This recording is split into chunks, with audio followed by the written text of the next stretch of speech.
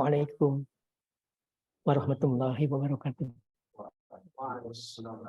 Alhamdulillahilladzi khalaqas samawati wal ard wa ja'ala zulumati wan nur. Asyhadu an la ilaha illallah wahdahu la syarikalah wa asyhadu anna Muhammadan abduhu wa rasuluh la nabiyya ba'dah. Allahumma shalli wa sallim wa barik ala Muhammadin wa ala alihi wa sahbihi wa ala jami'il anbiya'il mursalin bi adri kulli ma'lumin. Qala Allah ta'ala fi kitabihil karim, a'udzu billahi minasy syaithanir rajim. Ya ayyuhalladzina amanu ittaqullaha haqqa tuqatih wa la tamutunna illa wa antum muslimun. Shadaqallahul azim. Bapak Ibu anak-anakku sekalian. Kiai, kok undangnya telat banget? Undangnya telat banget, baru datang tadi sore.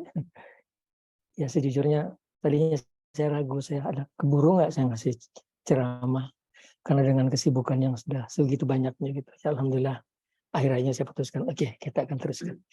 Jadi Bapak Ibu, anak-anakku sekalian, minggu lalu kita membahas masalah tayamum. Ternyata saya mendapat tanggapan, alhamdulillah bagus sekali, termasuk dari istri saya. Katanya, kalau saya sih tayamumnya gitu.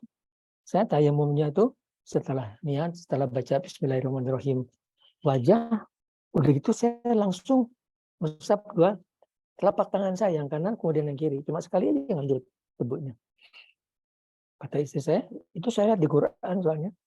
Di Quran, alhamdulillah istriku sedang lihat Quran. Padahal dalam Quran itu dalam surat An-Nisa judulnya kan famsahu biwujuhikum wa aydikum. Usaplah wajahmu dan tanganmu. Nggak ada penjelasan lain.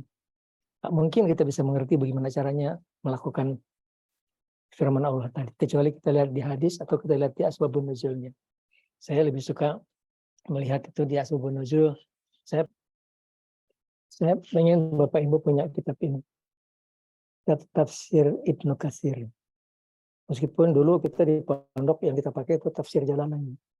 Cuma kalau kita lihat riwayatnya, Jalalain itu Jalaluddin Al-Mahali, kemudian beliau meninggal dunia belum selesai, dilanjutkan oleh murid beliau Jalaluddin As-Sayyuti.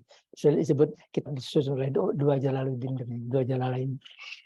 Jadi kebanyakan di pondok kita pakai kitab itu. Cuma kalau kita lihat di Mukatsir ini, kitab ini disusun sudah 1000 tahun yang lalu. 400 tahun setelah Nabi wafat, itulah jam-jam Mukatsir. Sementara Jalaluddin itu di tahun 1500-an. 500 tahun kemudian beliau menyusun tafsir Jalalain. Dua-duanya oke, dua-duanya bagus. Saya sendiri lebih menyukai ini, lebih mudah dicerna secara akal. Saya kepengen semua Bapak Ibu punya kitab tafsir ini. Dan mulai sekarang kalau baca Quran jangan ngejar juz. Sehari 1 juz mau dibaca wow gitu aja. Pahala dapat Al-Qur'an dibaca dapat pahalanya, tapi sasarannya tidak tercapai. Quran diturunkan itu untuk dimengerti dan diamalkan. Coba sekarang mulai baca Quran itu sehari 25 ayat, ya. Bisa 30 ayat, hebat banget. 20 ayat itu oke. Tapi baca dari Ibnu Katsir, baca ayat demi ayat, baca asbabun nuzulnya, baca tafsirnya, menarik sekali, menyenangkan sekali baca kitab itu. Itu memang 25 ayat aja bisa 1 jam kita baca 25 ayat itu.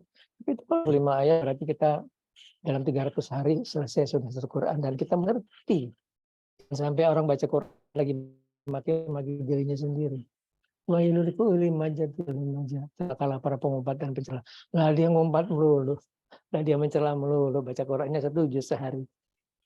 Dia maki-maki dirinya, arwah itu tahu kapan istilah agama. Ya ini mereka tidak pernah menyantun anak yatim, tidak pernah memberi makan fakir miskin. Nah, dia nggak pernah nyantun anak yatim, nggak pernah memberi makan fakir miskin. Setiap hari 1 juz katanya. Tapi dia pendusta dalam agama. Coba kita baca dengan benar, kita baca ayat demi ayat, asbabun nuzulnya, artinya, maknanya, kita mengerti. Itulah dimaksud oleh Allah menurunkan Al-Quran tadi. Jadi balik tadi ke masalah tayamum. Jadi ayat itu cuma bunyinya sapulah wajah dan tangan. Itulah kemudian menjadikan ada 3 pendapat dalam masalah seperti ini. Pertama adalah pendapat kita itu, kita tentu dengan niat dulu, kemudian bismillahirrahmanirrahim, ambil tanah, ambil debu, sekali, menepuk sekali ke wajah, menepuk sekali lagi, siku, tangan sampai siku, tangan sampai siku. Itu pendapat yang pertama. Yang kedua tadi itu, menepuknya cuma sekali. Siapa wajah, langsung tangan, kedua tangan kanan dan kiri. Yang satu lagi adalah menepuknya 2 kali. 1 kali buat wajah, 1 kali untuk telapak tangan kanan dan telapak tangan kiri. Yang paling benar mana Kiai? Semuanya benar. Semuanya benar, didukung dengan hadis. Semuanya betul. Jangan bilang nggak betul. Yang nggak betul itu kalau nggak ngerjain. Baru nggak betul. Kalau Kiai sendiri, kalau saya sendiri paling mantap yang seperti yang awal. Itulah pendapat Imam Syafi'i. Imam Syafi'i pun tuh kaul jadidnya. Kaul awalnya, kaul kadimnya itu beliau juga berpendapat cuma sampai pergelangan tangan. Baru kaul jadidnya beliau berpendapat bahwa wajah dan tangan sampai ke siku. Dan itu didukung oleh pendapat guru-guru saya. Guru saya itu para wali-wali Allah. Mereka lihat masalah bukan lihat ke kitab. Mereka bertanya langsung kepada Allah Subhanahu wa taala dan mereka punya kemampuan seperti itu. Bisa Kiai? Bisa. Kita bisa? Bisa. Semua orang bisa. Bekalnya cuma satu. Allah itu Maha Suci. Tidak bisa didekati hati yang belepotan, penuh dosa, penuh penyakit hati. Itu nggak mungkin, mustahil. Mustahil. Bersihkan dulu hatinya dari dosa. Bersihkan hatinya dari penyakit hati, dari maksiat. Jauhkan perbuatan tadi. Kalau hati kita cemerlang, kita sudah mulai punya kemampuan untuk bertanya langsung kepada Allah Subhanahu wa taala. Dan Allah akan menjawab. Allah akan menjawab dengan rahmat dan kasih sayang. Itulah ilham. Itulah cara ketiga untuk melihat sebuah permasalahan. Bukan cuma Quran dan hadis. Bukan cuma Quran dan hadis. Yang ketiga adalah ilham.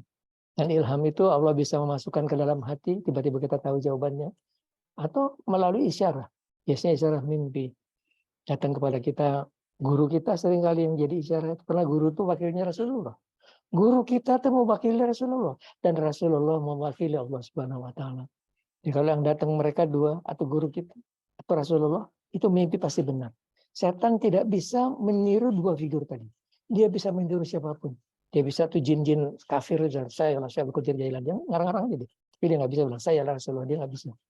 Dua figur tadi dilindungi Allah Subhanahu wa taala. Jadi kalau kita dapat isyarat mimpi yang datang Rasulullah, itu betul. Dan kemudian beliau berkata begini begitu, itu betul. Atau guru kita, beliau berkata begini begitu, itu betul gitu. Jadi kalau tanya mana yang betul, semuanya betul. Dan kalau katanya Suharli, ini cuma katanya Suharli aja. Mau didengerin nggak dengerin juga apa-apa. Karena bunyi ayatnya itu kan sapulah wajahmu dan tanganmu. Sekarang kalau tangannya disapu setelah wajah, kalau dalam rukun turutan wudhu itu tertibnya wudhu kan sampai ke siku. Kalau kalimatnya sapulah tanganmu dan wajahmu, itu betul. Sapu telapak tangan dulu, baru ke wajah. Itu sih pendapatnya Suharli, nggak usah didengerin. Yang paling benar kita ikut pendapatnya Imam Syafi'i. Itulah kata Imam Syafi'i yang kita kerjakan. Tapi mana yang benar, semuanya benar. Nah yang paling penting juga ini adalah laporan dari anak-anak saya bilang anak-anak, tapi itulah para ustadz-ustadz pembimbing orang-orang alamin yang membimbing jemaah melakukan umroh di Tanah Suci. Ada laporan bahwa satu mereka mendapatkan seorang bapak wudunya salah. Bukan tidak sempurna, salah. Kalau salah berarti wudunya tidak diterima. Kalau tidak diterima, berarti sholatnya tidak diterima. Bayangkan dia sudah 50 tahun mengerjakan sholatnya tidak diterima terus karena wudunya salah. Jadi wudhu itu ada 4 anggota wudhu yang kalau salah satu tidak disapu, dibasuh, wudhunya batal. Yakni wajah, tangan sampai ke siku, rambut, dan kaki sampai mata kaki. Itu empat anggota wudhu yang kalau salah satu itu tidak dibasuh, batal wudhunya, tidak sah wudhunya. Nah ini katanya dia tuh tidak menyapu tangan sampai ke siku. Kalau sudah seperti itu, wudhunya tidak sah. Kalau wudhunya tidak sah, salatnya pun tidak sah. Sebab wudhu itu syarat sahnya salat adalah berwudhu. Jadi 4 ya. 4 ya Bapak Ibu ya, anak-anakku sekalian, jangan sampai salah. 4 itu nggak boleh yang kelewat. Wajah, tangan sampai ke siku, rambut, dan kaki sampai mata kaki. Kalau sempurnanya wudhu, 9 anggota wudhu. Tentu dimulai dengan kita niatnya pakai bahasa Indonesia aja. Niat saya berwudhu mengangkat hadas kecil lillahi ta'ala. Yang penting bilang mengangkat hadas kecil dan lillahi ta'ala. Lillahi ta'ala itu untuk engkau ya Allah, karena engkau ya Allah saya kerjakan. Kemudian dimulai dengan bismillah. Basmalah, bismillahirrahmanirrahim. Sapu dibasuh telapak tangan kanan kita, kemudian telapak tangan kiri kita.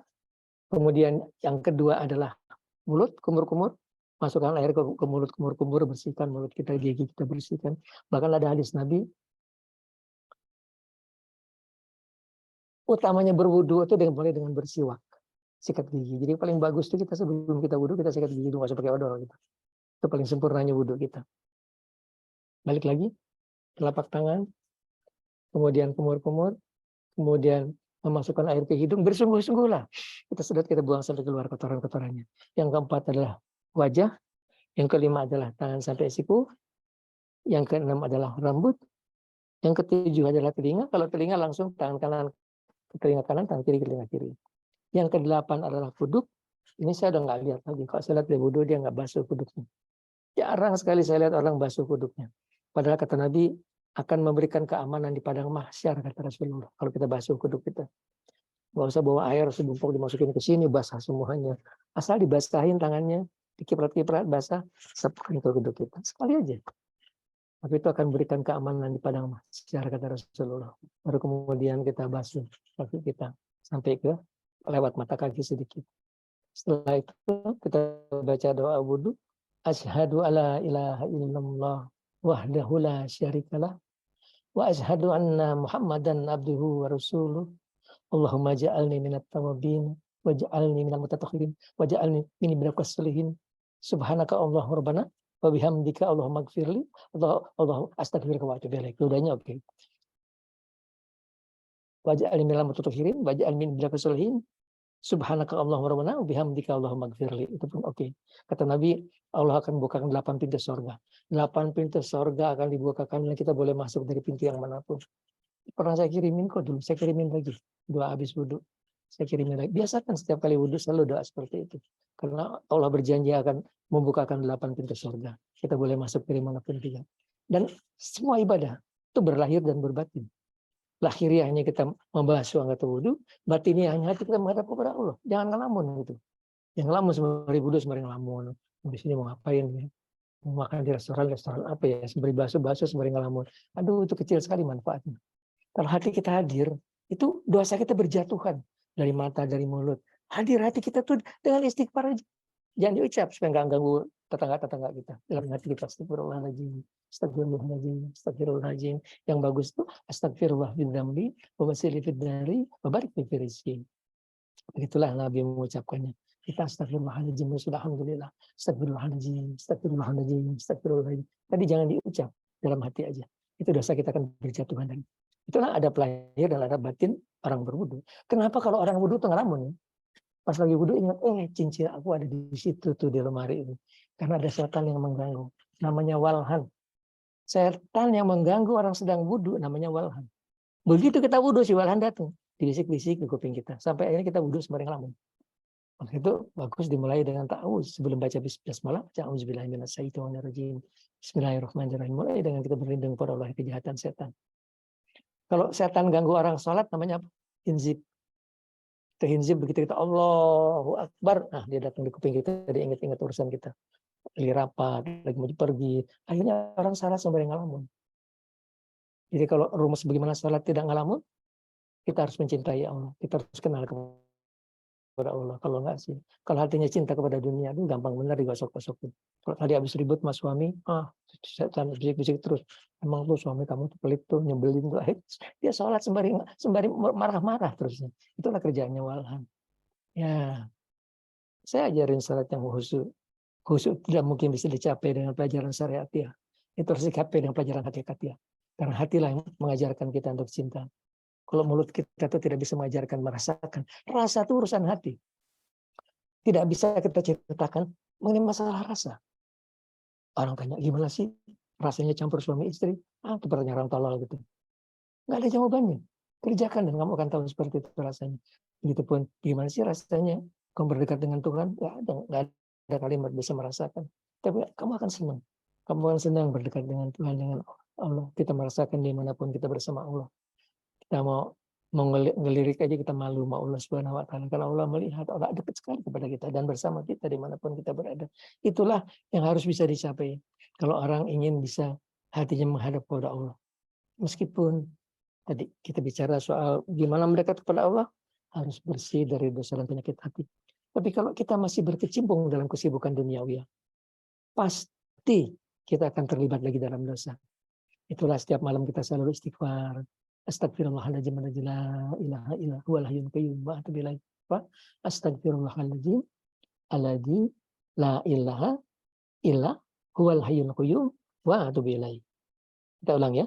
Astagfirullahaladzim, alladzi la ilaha illa huwal hayyul qayyum wa atubu ilaih. Itu istighfar hebat sekali. Dibaca 3 kali aja naik tempat tidur, kata Nabi, Allah akan mengampuni dosanya meskipun sebanyak buih di lautan, kata Rasulullah. Kita biasakan selalu naik tempat tidur, paling kurang kita baca itu. Astagfirullahaladzim. La ilaha illa huwal hayyul qayyum wa atubu ilaih.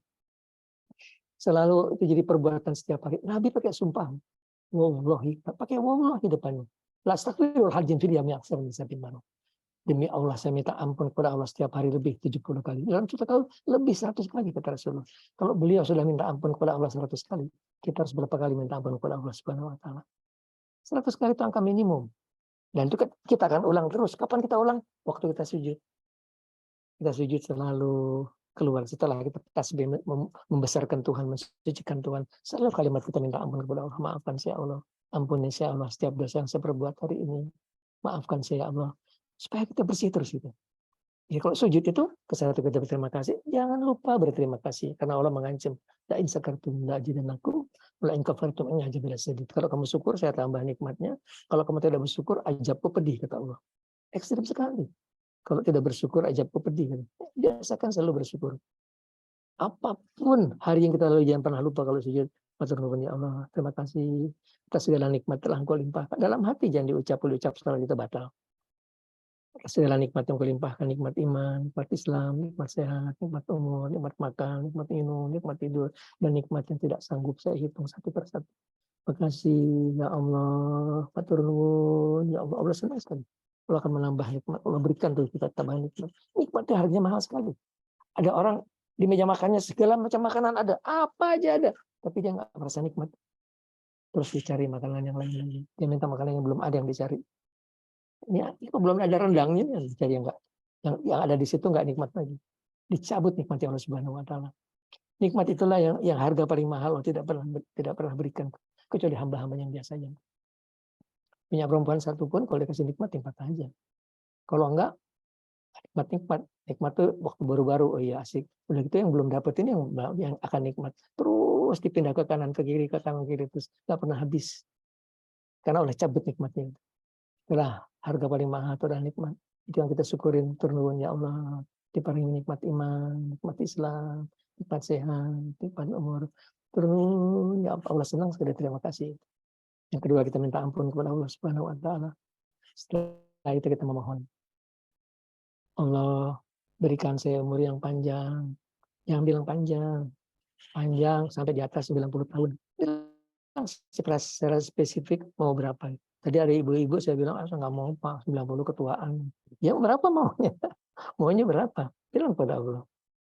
Kalau panjang tuh umur saya sekarang 76 sudah panjang lah. Teman-teman saya keliling sudah tinggal sedikit yang masih hidup. Tapi saya masih nawar terus. Terus nawar 2 kali dipanggil nawar. Nggak tahu yang ketiga kali masih nawar apa enggak. Nawar karena merasa ya kalau kita masih berkecimpung dalam kehidupan duniawi, sulit sekali untuk hati kita nggak akan kotor. Istri kita masih kepengen jalan-jalan di mall. Jalan di mall itu kan ya Allah, alhamdulillah. Gadis-gadis pakaiannya kan sebagian alhamdulillah muslimah pakai bagus. Yang lain lagi kan minimalis. Semuanya sudah kelihatan. Semua kelihatan, cuma tinggal bagian-bagian tertentunya yang belum kelihatan. Dan kita kan nggak bisa nggak ngelihat. Kalau kita ngelihat nggak sengaja sih nggak berdosa, dosa sih enggak. Kalau yang sudah ngelihat balik lagi, ngelihat lagi 2 kali, nah itu yang parah. Berarti niatnya pakai niat. Kok tadi ngelihat nggak pakai niat, tapi itu pun di hati kita ngecap kotor dia. Insyaallah dengan kita istighfar kita akan bersih kembali. Gitu. Ya kita jalanin hidup kita. Dan gambarnya di dalam hidup kita yang selalu kita pelihara adalah istighfar kita. Selalu kita minta ampun kepada Allah Subhanahu wa taala every day, setiap waktu, setiap saat kita minta ampun kepada Allah Subhanahu wa taala. Bangun dari tidur yang keluar pertama kali minta ampun kepada Allah Subhanahu wa taala. Yang kedua, jangan pernah lewat kita baca salawat buat Nabi. Minimal 100 kali. Salawatnya mana Kiai? Salawat mana aja. Salawat Kamilah boleh, bagus banget salawat Kamilah. Salawat Munjiah, hebat salawat Munjiah tuh.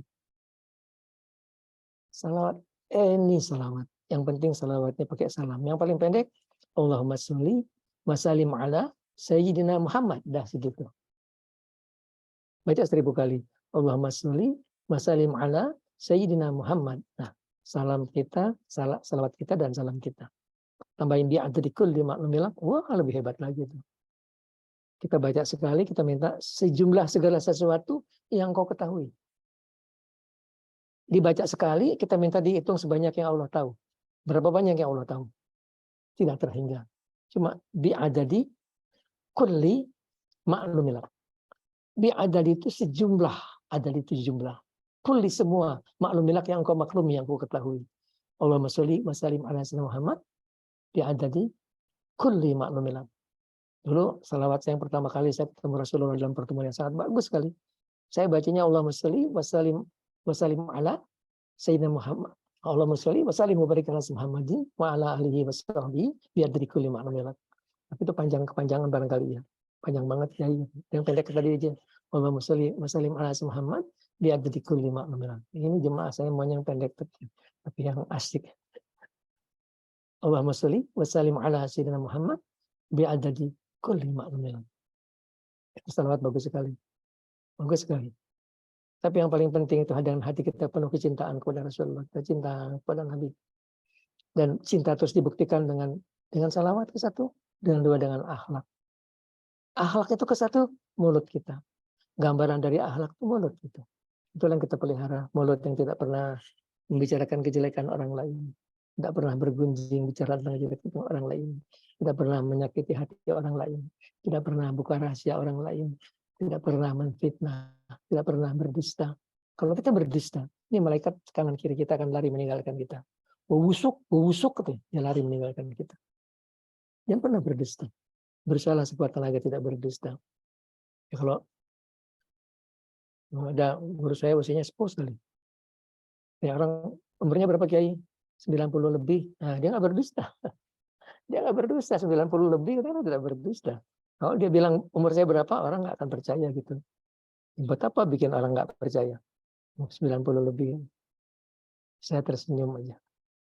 Begitulah rupanya cara kita berdusta. Itu bukan berdusta, cara kita berkelit dari untuk tidak membukakan sesuatu yang nggak perlu dibuka. Ya begitu juga Pak Kirno kalau janji sama orang. Ya sekitar jam 4:30. Jam 4:30 datangnya 4:30 lebih 5 berarti berdusta dia. Kok bilang 4:30? Sekarang 4:30 lebih 10 berdusta. Sekitar 4:30, kalau sekitar kita nggak bohong. Kan kalau lebih 5 menit kurang 5 menit kan sekitar namanya. Sekarang belajar dalam berbicara pun tidak ada peluang kita seakan kalimat kita kalimat dusta. Nggak ada kalimat dusta.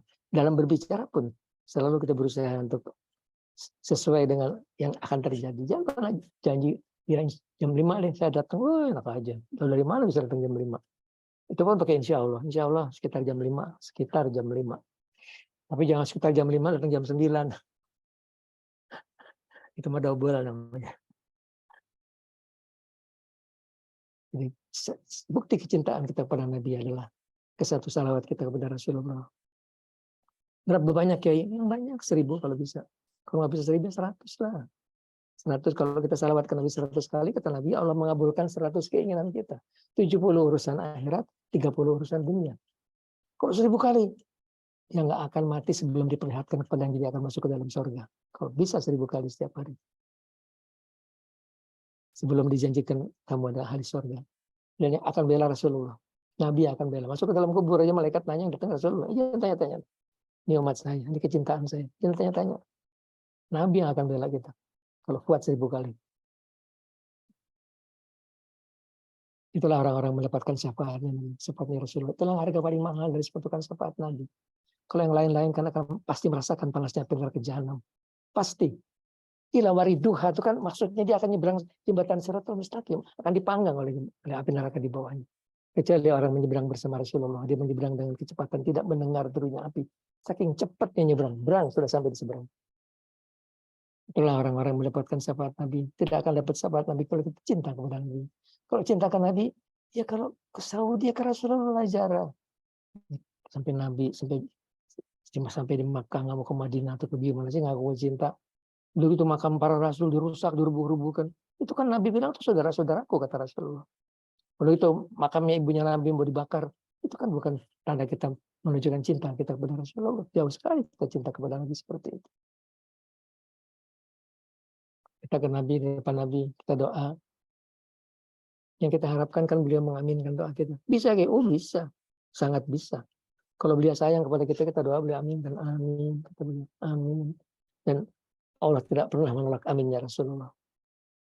Allah tidak akan pernah. Kadang bisa kita dengar aminnya itu amin. Jadi saya bilang itu yang menggoda saya selalu saya jarang ke Wali Songo. Selalu setiap tahun saya jarang ke Wali Songo kecuali masa pandemi. Cuma tahun ini belum. Mungkin November barangkali. Itu karena terkadang saya dengar aminnya beliau. Amin. Kata beliau. Itu untuk amin itulah saya datang. Untuk aminnya beliau aja. Seakan mereka tidak pernah mati para wali Allah. Jangan salah, kita datang ke sana bukan lagi nyembah kuburan. Kita tidak pernah kita sembah kecuali Allah Subhanahu wa taala. Karena di hati kita ada Allah.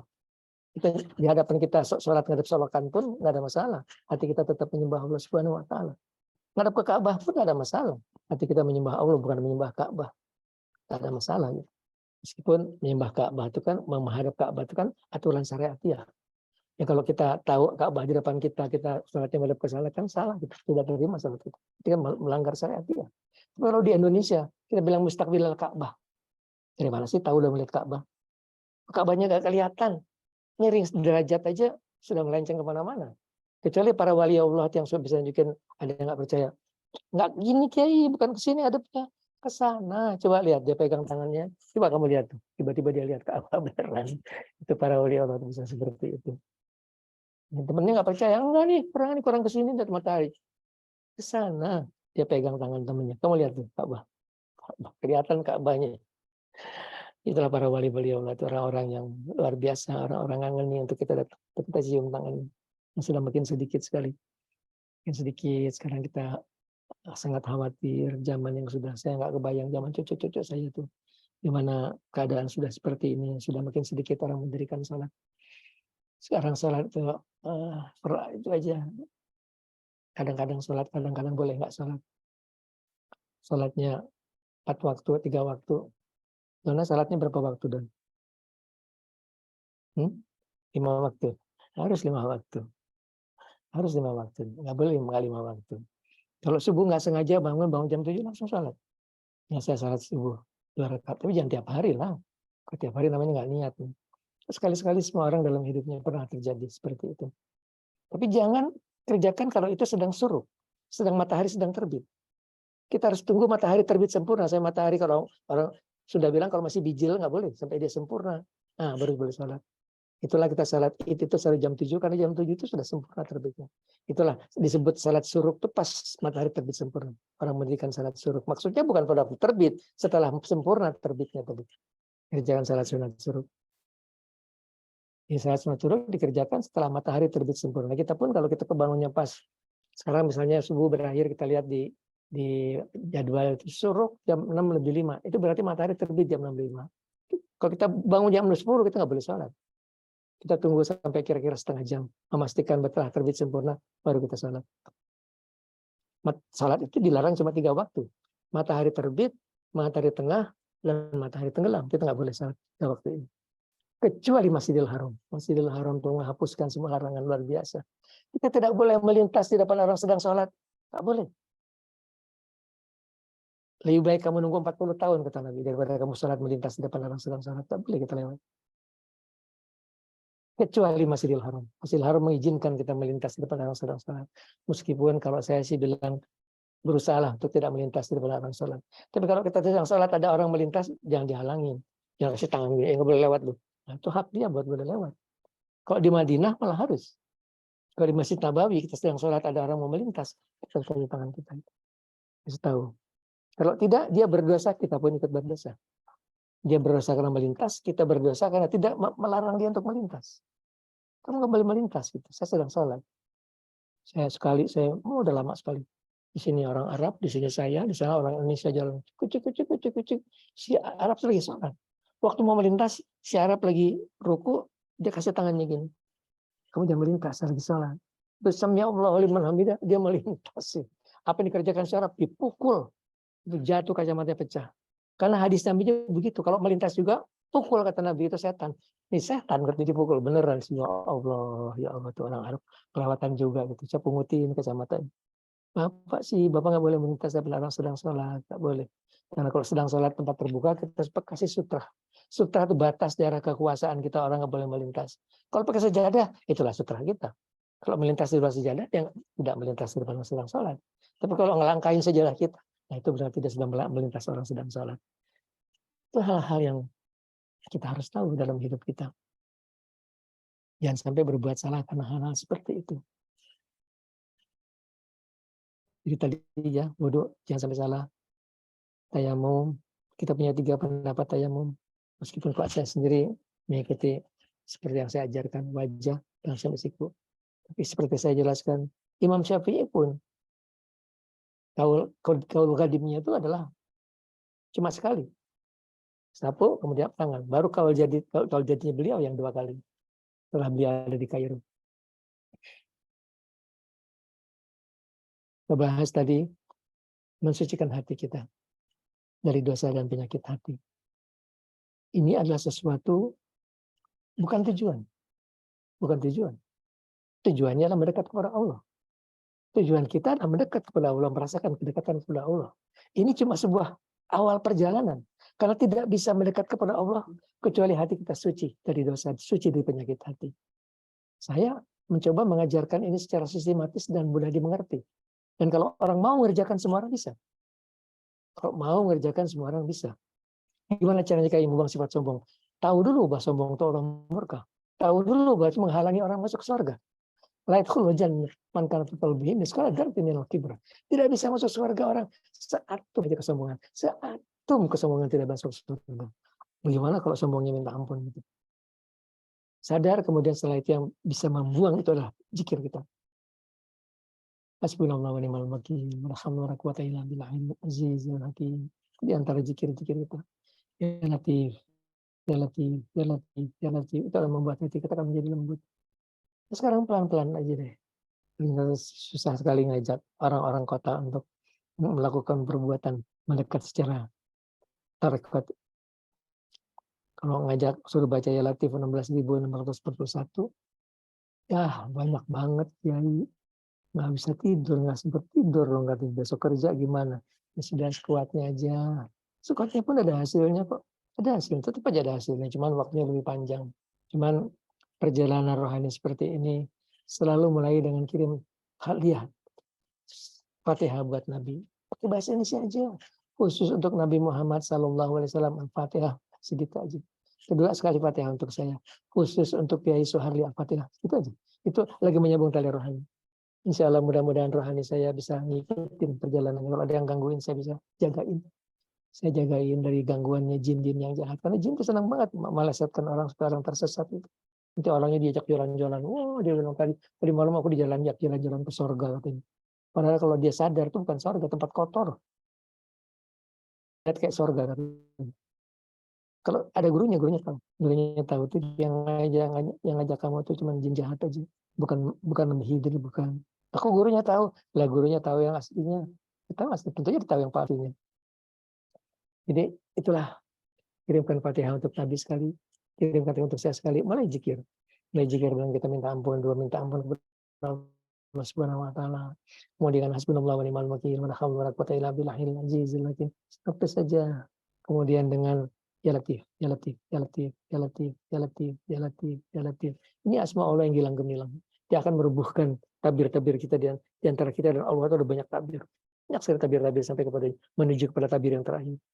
Itu akan rubuh satu persatu dengan zikir tadi. Sampai yang paling ujung itulah tabir yang tidak bisa dibuka. Kecuali izin Allah Subhanahu wa taala. Karena kalau itu terbuka, dia akan jadi wali Allah. Dia akan terbuka pada rahasia alam gaib. Tapi itulah sesuatu yang kalau dia sampai, kita bilang dia wali Allah, dia jenderal. Dan di sana pun derajat mereka itu bertingkat-tingkat. Wallahu alam, saya nggak tahu berapa banyak sekali. Ada yang namanya Kutubil Aulia, ada yang namanya Gaus, ada yang namanya Wali Abdal, banyak sekali. Dan masing-masing punya derajat yang semuanya luar biasa. Yang pasti dilihat kita, dia tahu. Ini Haris. Namanya Haris. Umurnya sekian, rumahnya di sini. Kemarin habis melakukan perbuatan seperti dia baca kita, tapi dia diam aja. Dia diam aja. Dia nggak ngomong sepatah kata pun gitu. Lihat orang ini besok mau ketabrak mobil, dia diam aja. Kalau bilang, "Mbah, kemudian dipun Mbah, doakan nggih Mbah ben selamat." Nggih. Kalau bilang nggih, ya berarti dia ngejamin dia akan doa kepada Allah supaya orangnya selamat. Ya, kalau ketemu seorang wali Allah minta doanya. Minta doanya, doakan Mbah ben selamat dunia akhirat. Kalau bilang nggih. Tapi nggihnya itu susah banget dapat nggihnya tuh. Sampai dia mau bilang ya saya doakan kamu, susah banget itu. Itu dia ukur kita, dia ukur rohani kita. Bukan ngukur banyaknya dosanya, ngukur niatnya yang suci hatinya. Kalau dosa mah orang banyak dosanya aja. Kalau dosa mah saat minta ampun kepada Allah, Allah ampuni dosa tadi. Tapi kesucian hati dalam artian bakat itu memang hati yang tulus, yang ikhlas itu yang susah. Itulah modal kita berhadapan dengan mereka dan ketekunan kita. Seperti saya bilang, saya ketemu guru saya yang kedua tuh 2 tahun saya datengin apa setiap minggu. Setiap minggu saya datang cuma buat duduk di depannya gitu. Dan minta doakan, saya kasih air di gelas, minta doain cuma wah kita diam lah. Minta doa nih pun kayak gini. Zikir katanya. Suruh zikir. Ini bukan duit, bukan. Bukan duit, bukan suruh zikir, zikir. Segitu aja. Hampir 2 tahun setiap minggu saya datengin, saya bawain makanan kesenangan. Saya tunjukkan dia makan di depan saya. Yang saya paling senang tuh kalau saya datang, dia duduk di depan saya, ngadepin saya. Kata Imam Ghazali, kamu di depan seorang wali Allah itu lebih utama dari 1000 rakaat sholat. Saya dapat 1000 rakaat sholat. Udah, saya duduk di depannya. Terus, kadang saya bawa anak istri saya, kadang saya sendiri. Sampai pertama kali pelajaran saya dapatkan itu, udah tulis di kertas. Itu pelajaran sifat 20 Allah. Setelah pelajaran pengenalan Allah kepada nama dan sifat secara ilmiah. Kalau kita membahas mengenal Allah, kita tahu Nur Muhammad, itu pengetahuan Allah secara ilmiah. Bagus saja kita tahu yang Allah ciptakan pertama kali adalah nurnya Muhammad. Dari itu Allah menciptakan segala sesuatu. That's it. Tidak akan mengangkat orang derajatnya menjadi mendekat kepada Allah Subhanahu wa taala. Mengetahui bagaimana penciptaan Adam, bagus sekali kita tahu bagaimana Adam diciptakan. That's it, cuma segitu aja. Tidak akan menyampaikan kita mendekat kepada Allah secara rohani. Ke atas yang lebih utama adalah mendekat kepada Allah dengan akal kita, dengan tafakur. Banyak para ulama, mereka diam dalam diam dan tafakur. Kebanyakan tafakurin kematian. Dan mulai mati, cabut nyawa, melihat rohaninya, melihat jenazahnya sedang ditangisi oleh keluarganya, pada nangis gitu. Dia lihat jenazahnya dimandikan, dikafankan, dibawa ke kubur. Kalau orang yang baik dia senang, minta dikubur segala. Kalau orang yang durjana dia takut, mau dibawa kemana saya katanya. Masuk ke dalam kubur, ditinggal sudah datang Munkar Nakir Rubukaman Nabi itu sudah diminta tanggung jawab. Sudah terjadi siksa kubur di situ. Dan kebanyakan orang sedang disiksa dalam kuburnya. Dan kebanyakan nyangkut masalah amanah, masalah hubungan antara manusia yang dianggap sepele gitu. Kebanyakan karena itulah mereka diajab di dalam kuburnya. Karena dusta, karena hianat, karena fitnah. Itulah yang kita harus jaguin, karena itulah menyebabkan siksa di dalam kuburnya. Kalau kita mau lihat kubur itu sedang disiksa apa enggak, kata para ulama, bawa aja ayam jantan ke situ. Taruh kepalanya satu, di kakinya satu, tinggal lihat dari jauh. Kalau jingkrak-jingkrak ketakutan sedang disiksa. Karena seluruh makhluk kalau mendengar siksa kubur kecuali jin dan manusia. Mereka tidak mendengar. Kecuali para wali Allah. Para wali Allah dengar siksa kubur itu. Sedang menjerit-jerit. Kita jangan masuk ke dalam kubur jerit-jerit karena kita perbuatan dosa kita. 15 menit lagi maghrib. Cepat banget ya. Karena kita nggak punya waktu buat zikir, kita doa aja ya. Kenapa sih kita harus doa? Karena manusia lahir ke dunia brojol. Sudah tertulis nasibnya. Jodohnya, susahnya, senangnya, hidupnya, matinya, umurnya, semua sudah kering tintanya kata Rasulullah. Yang bisa merubah itu cuma doa. Meskipun ada hal-hal yang bisa dirubah dengan doa. Apa itu? Di antaranya kelahiran bayi. Kelahiran bayi, kenapa tidak bisa dirubah, Kiai? Karena kata Allah dalam Al-Quran, alastu birabbikum, barasahidna, bukankah saya Tuhan kamu? Bahkan kami menyaksikan, yang Allah pertama diciptakanlah ruh manusia. Seluruh ruh manusia dari Adam alaihissalam sampai ruh cucu-cucu kita, buyut-buyut sudah ada semuanya. Allah kumpulkan, Allah berfirman, bukankah saya Tuhan kamu? Kita mau jawab, bahkan kami menyaksikan. Itulah tafsir bahwa kita pernah menyaksikan Allah. Itulah tafsir bahwa sesuatu bisa diminta kecuali kelahiran bayi. Kenapa Pak Kirno kawinnya yang sekarang sudah takdirkan dari rahim dia akan keluar anak-anak kita. Yang sekarang sudah jadi 5 ya. Sudah mau ke 6. Mau ke 5. Bapak saya juga anaknya 9. Kadang-kadang saya punya anak 3 ngerasa kurang nih punya anak 3 nih. Tiga-tiganya hilang semuanya, jauh semuanya. Mestinya dulu ada 7 kali ya. Ya, jadi yang lain kita bisa, umur bisa kita tawar, umur bisa kita minta, rezeki bisa kita minta, bencana bisa kita minta dengan doa. Itulah kekuatan doa. Sekarang kita doa, yuk. Doanya kalau amin amin, jangan amin amin. Hayati doa saya dengan hati kita, ikuti dengan hati kita. Subhanallah walhamdulillah la ilaha illallah Allahu akbar. Wala haula wala quwwata illa billah adada ma alimullah. Wa zinata ma alimullah wa min ma alimullah. Allahumma shalli wa sallim wa barik ala Muhammadin wa ala alihi wa sahbihi wa ala jami'il anbiya'il mursalin wa jami'il awliya'i fi kulli lamhatin wa fazli abdi kulli ma'amil ilahana ya Allah. Allahumma anta rabbuna la ilaha illa anta. Alaika tawakkalna wa anta rabbul arzil azim. Masya Allah, karena walam yasilam yakun wala hawla wala quwwata illa billahil aliyyil azim. Na'lamu anna Allah ala kulli syai'in qadir wa anna Allah qad ahata bi kulli syai'in ilma. Ya hayyu qayyum la ilaha illa anta. Subhanaka inna kunna minaz zalimin. Allahumma inna zalamna anfusana zulman katsiran kabiran wa la yaghfiru illa anta. Faghfir lana maghfiratan min indika warhamna innaka antal ghafurur rahim. Allahumma ighfir lana wa li walidayna wa li jami'il muslimin wal muslimat. Allahumma ighfir lana dzunubana khata'ina kullahu ikhu julahu wa awalahu wa akhiruhu wa lan yatawasirhu. Allahumma an'isna wazburna wahdina li ahsanil amali wal akhlaq. Innahu la yahdi li ahsaniha ila anta. Wasrif anna sayyi'aha la yasfiha bi rahmatika ya arhamar rahimin. Ilahana ya Allah. Berkumpul bersimpuh kami di hadapan-Mu. Kami hamba-Mu yang berdosa. Selalu mengharapkan rahmat dan kasih sayang-Mu. Terimalah puja dan puji kami. Syukur terima kasih kami atas segala nikmat karunia yang telah Engkau limpahkan kepada kami. Nikmat iman, nikmat Islam, nikmat sehat, nikmat umur, nikmat mata, nikmat minum, nikmat tidur. Dan nikmat lain begitu banyak yang sanggup kami hitung satu persatu. Terima kasih ya Allah. Nuhun ya Allah. Lakal hamdu kulluhu wa lakal syukru kulluhu wa lakal mulku kulluhu wa lakal halqu kulluhu biyadikal khair kulluhu wa ilaika yarji'u amru kulluhu. Limpahkan rahmat dan kasih sayang. Limpahkan rahmat, taufik, hidayah, inayah, maghfirah. Maafkan segala kesalahan kami ya Allah. Maafkan segala kekurangan kami. Ampuni segala dosa-dosa kami ya Allah. Bersihkan hati kami dari dosa. Bersihkan hati kami dari dosa dan penyakit hati. Bukakan mata hati kami agar dapat ma'rifah, agar dapat mencintai-Mu. Karuniakan kami ilmu dan ampuni dosa kedua orang tua kami ya Allah. Beliau di dalam kubur, ayah-ayah kami, ibu-ibu kami. Mudahkan urusan mereka. Lepaskan dari kesulitan di dalam kubur. Penuhi kubur mereka dengan cahaya. Jadikan kubur mereka tempat yang menyenangkan. Taman dari taman-tamannya surga.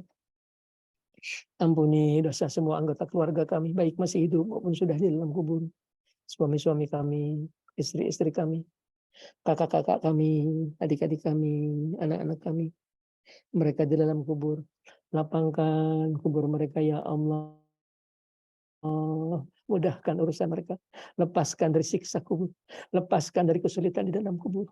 Jadikan kubur mereka tempat yang menyenangkan. Raudin min riyadil jannah. Mereka masih hidup di dunia. Bimbing di jalan yang Engkau ridhoi. Selamatkan dunia mereka. Selamatkan akhirat mereka ya Allah. Ampuni dosa semua saudara-saudara kami muslimin dan muslimat, khusus sebangsa setelah Ayub. Ampuni mereka ya Allah. Rahmat-Mu lebih luas dari dosa mereka. Rahmat-Mu lebih luas dari maksiat mereka.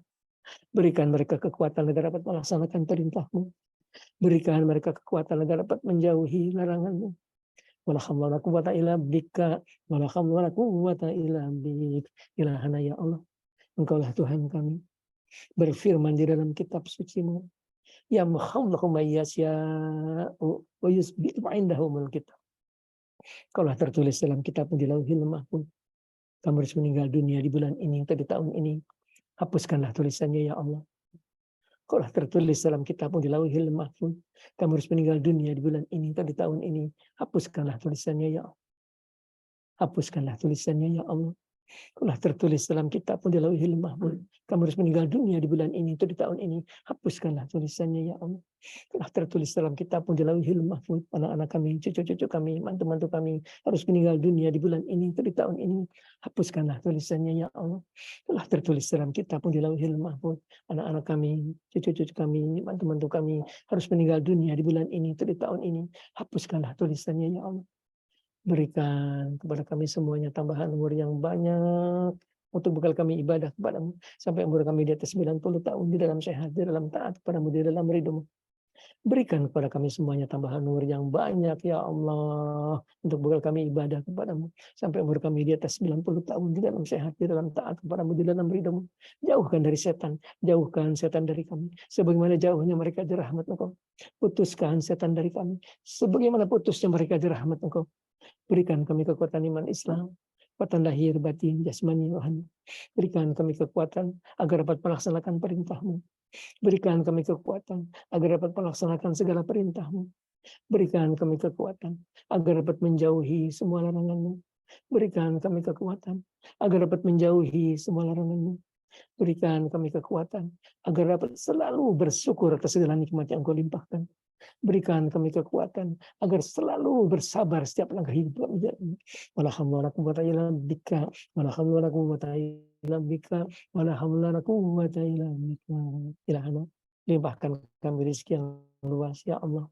Limpahkan kami rezeki yang banyak untuk bekal kami ibadah kepadamu ya Allah. Limpahkan kami rezeki yang luas, yang halal, yang banyak untuk bekal kami ibadah kepadamu ya Allah. Allahumma shalli wa sallim wa barik ala Muhammadin bi'adadi anwa'i rizqi wa barakatuh. Ya basyata lagi absut rizqi liman yasya bighairi hisab. Ubsut alaina rizqan wasi'an halalan. Ubsut alaina rizqan wasi'an halalan. Ubsut alaina rizqan wasi'an halalan. Ubsut alaina rizqan wasi'an halalan. Ubsut alaina rizqan wasi'an halalan min kulli jihatin min hazaini wa bika bi manati makhluqin bima dibadika wa karumika ya rahman. Ilahana, sembuhkan kami dari segala penyakit yang kami derita ya Allah. Sembuhkan kami dari segala penyakit yang kami derita ya Allah. Anta syafi, anta syafi, anta syafi ya Allah. La ajab la syifa au kasyifa al-sakum. Ilahana, jadikan kami dan seluruh keturunan kami, anak-anak kami, cucu-cucu kami, cicit-cicit kami, dan seluruh keturunan-keturunan kami, orang-orang yang saleh, salehah, orang-orang yang takwa kepadamu, orang-orang yang berhaji. Jauhkan dari ajab sengsara dunia akhirat. Jadikan dari orang-orang berbahagia dunia akhirat ya Allah. Memohon kami kehadiran dengan segala kekurangan kami, dengan segala kelemahan kami, dengan segala kekotoran jiwa kami. Memohon kehadirat-Mu ya Allah, ya Allah. Tuhan kami Maha Suci, Tuhan Maha Kuasa, Tuhan kami yang Maha Dirimu. Kabulkanlah permohonan kami. Kabulkanlah segala permohonan kami. Kabulkanlah doa kami ya Allah. Bihormati Abu Ya Mujar Ibrahim. Bihormatihi Abu Ya Iming Benyamin. Bihormatihi Abu Ya Syabdi Qadir Jailani. Bimu'jizati Abu Yahdi alaihissalam. Bimu'jizati Abu Yahdi alaihissalam. Bisa Muhammadin sallallahu alaihi wasallam. Birahmatika ya arhamar rahimin. Tika ya razal hakim. Birahmati aliyil azim, birahmatika ya qawiyul matin, birahmatika ya ghafurur rahim, birahmatika salamul mu'min, birahmatika ya lam yalid wa lam yulad wa lam yakul lahu kufuwan ahad, birahmatika ya qadiyal hajat, birahmati mujib da'wat. Wassallallahu ala Muhammadin wa ala alihi wa sahbihi wasallam adada mulkihi wa adada nafsihi wa zinata arsyihi wa kalimatihi. Subhana rabbika rabbil izzati amma yasifun wa salamun alal mursalin walhamdulillahi rabbil alamin. Hadratan Nabi Muhammadin sallallahu alaihi wasallam wa Abu Yahya Ibrahim al-Fatihah. Auzubillahi minasyaitonir rajim. Bismillahirrahmanirrahim. Alhamdulillahirabbil alamin. Arrahmanir rahim. Maliki yaumiddin. Iyyaka na'budu wa iyyaka nasta'in. Ihdinas siratal mustaqim. Siratal ladzina an'amta 'alaihim ghairil maghdubi 'alaihim waladdallin. Ya Nabi salam alaika, ya Rasul salam alaika, ya Habib salam alaika.